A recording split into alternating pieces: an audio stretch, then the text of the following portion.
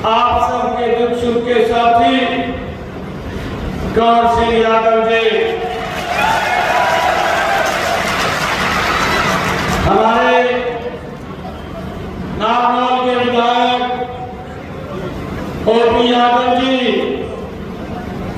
हमारे इस क्षेत्र के वरिष्ठ नेता भारतीय जनता पार्टी का, जिन्होंने लंबे समय तक मार्गदर्शन किया है, प्रदेश के माननीय लगातार कई बार अध्यक्ष रहे, यहाँ से इस क्षेत्र के से कई बार विधायक आप लोगों ने चुने, हरियाणा सरकार में कई बार कैबिनेट मंत्री रहे, ऐसे हमारे रामविलास शर्मा जी पूर्व मंत्री, अभय सिंह यादव जी पूर्व विधायक, सीताराम यादव जी और पूर्व विधायक राम बहादुर सिंह जी, जिला के हमारे अध्यक्ष यतेंद्र राम जी, जिला के प्रभारी शंकर धुरपुर जी, हमारी नगर पालिका की चेयरपर्सन श्रीमती कमलेश सैनी जी, पूर्व में जिला के राकेश कुमार जी, अभिमन्यु यादव जी, पवन खेरवाल जी और उपस्थित इस जनसभा में महेंद्रगढ़ की सरदारी, मेरी मातृशक्ति, मेरे पिता समान बुजुर्ग, युवा साथियों, आप सबको मैं दोनों हाथ जोड़ करके राम राम करता हूं, प्रणाम करता हूं। मुझे खुशी है कि आज ये अपनी धार्मिक और ऐतिहासिक विरासत के लिए प्रसिद्ध महेंद्रगढ़ की इस पावन धरा पर आप सब अपने परिवारजनों के बीच में आकर मुझे बड़ी खुशी हो रही है। मैं आप सबका दिल से स्वागत करता हूं, आप सबका दिल से अभिनंदन करता हूं। जब विधानसभा का चुनाव चल रहा था, अंतिम समय के कार्यक्रम थे, कई विधानसभाओं के अंदर मेरे कार्यक्रम लगे हुए थे, उसके बावजूद आप लोगों के बीच में मुझे मात्र 30 मिनट रहने का अवसर मिला था, मात्र 30 मिनट।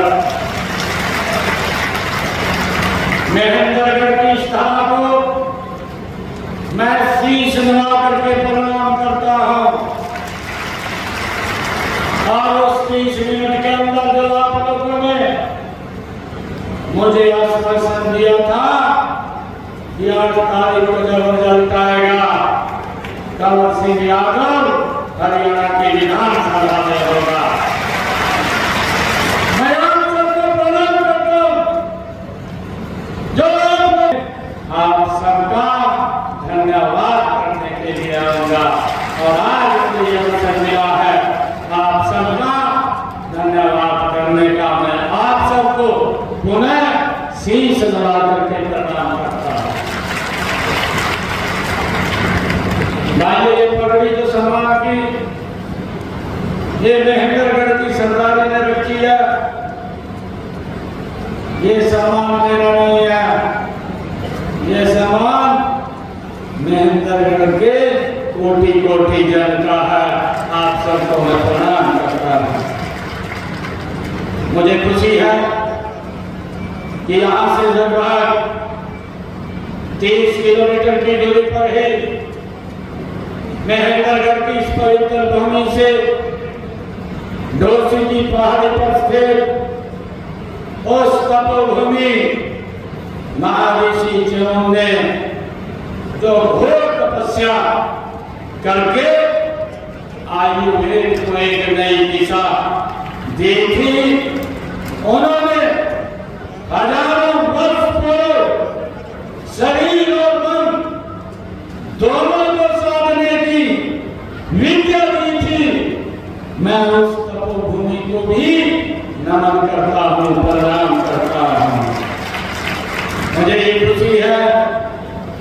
यह भूमि, ये भूमि सैनिकों की थान है। ये भूमि ये सैनिकों की थान भी है। और यहीं से 20 किलोमीटर की दूरी पर नसीबपुर में, नसीबपुर का युद्ध भारत के स्वतंत्रता संग्राम के इतिहास में स्वर्ण अक्षरों में लिखा हुआ है। जब 1857 की में अंग्रेज पूरे भारत को अपने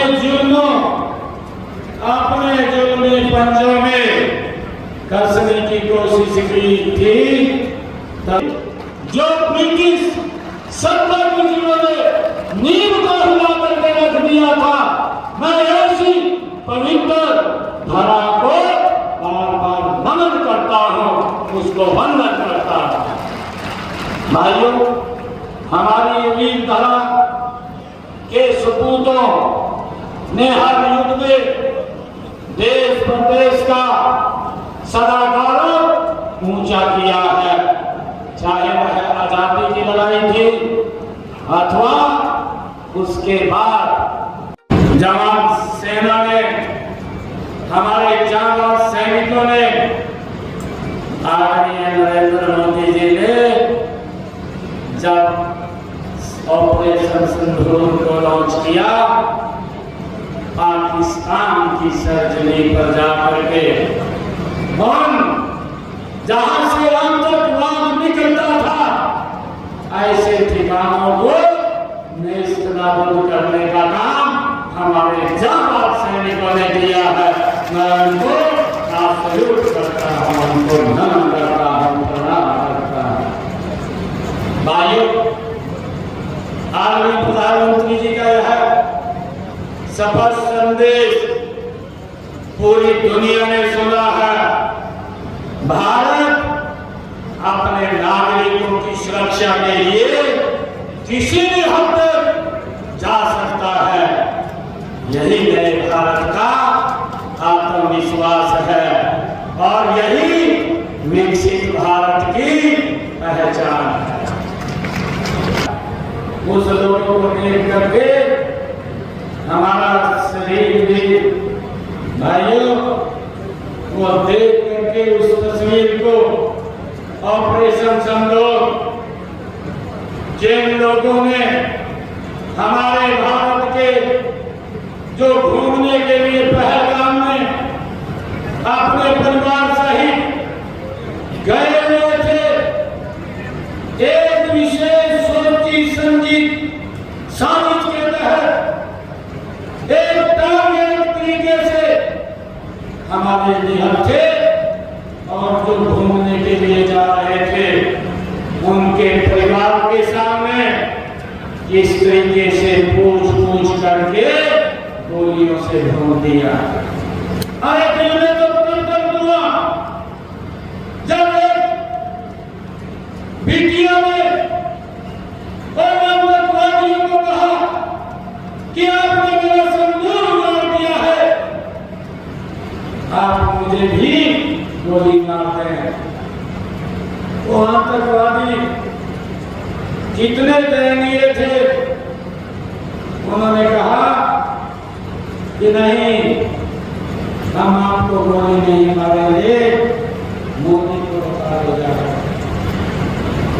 भाइयों, मात्र 8 दिन के अंदर इस भारत मां के अंदर नरेंद्र मोदी ने जो पाकिस्तान की भूमि के ऊपर से लश्कर-ए-तैयबा जैसे संगठन, आतंकवादी संगठन ने यह बात कही कि इसको अंजाम देने का काम हमने किया है। आदरणीय नरेंद्र मोदी जी ने, ये इतिहास की पहली घटना है कि जितने भी आतंकवादी संगठनों के केंद्र थे पाकिस्तान की भूमि पर थे और कश्मीर ओपीओके की भूमि के ऊपर थे, उनको टारगेट करके मट्टी में मिलाने का काम मात्र 3 घंटे के अंदर हमारे जांबाज सैनिकों ने किया है। माननीय प्रधानमंत्री जी ने इस बात की चर्चा भी की थी। उन्होंने कहा था अब समय आ गया है कि आतंकवाद की बची खुची जमीन को मट्टी में मिलाने का, और हमारे जाबाज सैनिकों ने 3 घंटे के अंदर भाइयों मट्टी में मिलाने का काम किया। माननीय प्रधानमंत्री जी के नेतृत्व की कुशलता और सैनिकों के शौर्य की एक अद्वितीय उदाहरण है। इसने आतंकवादियों के कई अड्डों को नेस्तनाबूद किया गया। पाकिस्तान को यह स्पष्ट संदेश दिया गया कि भारत की संप्रभुता पर हमला करने की कीमत बहुत बड़ी चुकानी पड़ती है। जब बात देश की सुरक्षा की आती है तो भारत कोई समझौता नहीं करता है, उसको मट्टी में मिलाने का काम करता है। भाइयों, आप सभी ने जिस प्रेम प्यार और भावपूर्ण स्नेह से आज मेरा स्वागत किया है, उसके लिए आप सबका मैं भी हृदय से आभार प्रकट करता हूं। मैं आपके जोश, आपके उत्साह और ऊर्जा ये महसूस कर रहा हूं। आपकी आंखों में भविष्य के सपनों की चमक देखकर मुझे पूर्ण विश्वास है कि महेंद्रगढ़ का भविष्य ये स्वर्णिम भविष्य है। यह विकास की राह पर तेजी से आगे बढ़ेगा। आज भी मैं यहाँ जब महेंद्रगढ़ के इस खेत में आया हूँ, आप लोगों के बीच में आया हूँ, मुझे ये बताते हुए ये बड़ी खुशी का गर्व का अनुभव हो रहा है कि मैंने यहाँ पर 152 करोड़ 87 लाख रुपए की लागत के 30 परियोजनाओं के उद्घाटन और शिलान्यास किए हैं। इनमें से 81 करोड़ 49 लाख रुपए की लागत की 15 परियोजनाओं के आज उद्घाटन हुए हैं तथा 73 करोड़ 38 लाख रुपए की लागत के 15 परियोजनाओं के शिलान्यास आज किए गए हैं। मुझे बताते हुए कि 2014 में अगर हम देखें, जब ये भारतीय जनता पार्टी की सरकार बनी थी, क्योंकि इससे पूरा 10 विकास कार्यों पर 700 करोड़ रुपए खर्च किए। 2014 से आज 2025 हमारे 10.5 वर्ष की सरकार बनी है। 10.5 वर्षों के अंदर हमारी सरकार ने नॉन स्टॉप महेंद्रगढ़ विकास के काम किए हैं। महेंद्रगढ़ विधानसभा क्षेत्र की बात करो तो यहाँ से Ambala Kotputli greenfield corridor NH 152D को 10,646 करोड़ रुपए की लागत से हमने बनवाया है। निम्बड़ा माइनर का विस्तार 24 करोड़ रुपए की लागत से किया गया है और महेंद्रगढ़ में मवाना, मीरपुरा, जगदौली, लालन, बारडौर, देवास और जोनावास डिस्ट्रीब्यूटरी तथा जोराटवास और खातोदरा माइनरों का सुधार, इन पर 11 करोड़ 30 लाख रुपए से वो किया गया है। महेंद्रगढ़ सतनाली लहारू सड़क को 8 करोड़ 45 लाख रुपए की लागत से चौड़ा और मजबूत वो किया गया है। सतनाली में ITI का निर्माण 7 करोड़ 67 लाख रुपए की लागत से वो किया गया है और ग्राम सतनाली में 25 गांव को नहर आधारित जलापूर्ति की परियोजना स्थापित करने का काम 124 करोड़ 43 लाख रुपए की लागत से वो चल रहा है। हेरिटेज सर्किट महेंद्रगढ़ माधोगढ़ रेवाड़ी को विकसित किया जा रहा है। इसके अंतर्गत महेंद्रगढ़ किला, रानी महल, तथा बावड़ी का विकास वो किया जा रहा है। इसके अलावा महल माधोगढ़ किले के आसपास के क्षेत्र को विकसित किया जा रहा है। अब तक यहाँ पर 29 करोड़ 61 लाख रुपए की लागत से 81% का हमने पूरा कर लिया है। साथियों, यह वो काम है जो कर दिए हैं और उसमें से भी कुछ अभी बताए हैं जो करने वाले हैं, उनका तो अभी जिक्र ही हमने नहीं किया, वरना ये देश बहुत लंबे हो जाते। हम माननीय प्रधानमंत्री नरेंद्र मोदी जी के विकसित भारत के लक्ष्य को पूरा करने के लिए एकजुट होकर के आदरणीय मोदी जी के नेतृत्व में काम कर रहे हैं। हरियाणा प्रदेश के विकास का इंजन बनना है। मैं हरियाणा प्रदेश की जनता का हार्दिक आभार करता हूं कि आपने लगातार नॉन स्टॉप तीसरी बार भारतीय जनता पार्टी कमल की सरकार बनाई है। मैं इसके लिए पूरे हरियाणा प्रदेश की जनता का, महेंद्रगढ़ की सरदारी का, इस अहिरवाल क्षेत्र का दिल से आभार व्यक्त करता हूं कि आपने लगातार ये तीसरी बार सरकार बनाने का भारी बहुमत से काम किया है। अब ये ट्रिपल सरकार, मैंने कहा है कि 3 विधानसभा चुनाव में अपने संकल्प पत्र में जो 217 वायदे अपने संकल्प पत्र में किए थे, उनमें से 22 वायदे तो हमने पूरे कर दिए हैं और 90 ऐसे संकल्प है जिनके ऊपर गति से काम चल रहा है। हम इनको तेज गति से पूरा करने का काम हम करेंगे। साथियों, हमने चुनाव में कहा था कि हमारे लिए हमारा संकल्प पत्र केवल घोषणा नहीं है, वो हमारे लिए एक भगवान का रूप है। जनता को दिया गया वचन और मैं आपको विश्वास दिलाता हूँ कि किए गए वादे के हर एक वाक्य को मैं सबसे पूरा करने का काम ये हमारी हरियाणा सरकार करेगी। भाइयों, नए मंत्रिमंडल के गठन के तुरंत बाद हमने हरियाणा प्रदेश के युवाओं से वादा किया था। हमने कहा था, क्योंकि कांग्रेस ने उसके ऊपर भी वादा लगा दी थी, कोर्ट में जाकर के चीफ इलेक्शन कमीशन के पास जाकर के उस भर्ती को रोकने का काम किया था।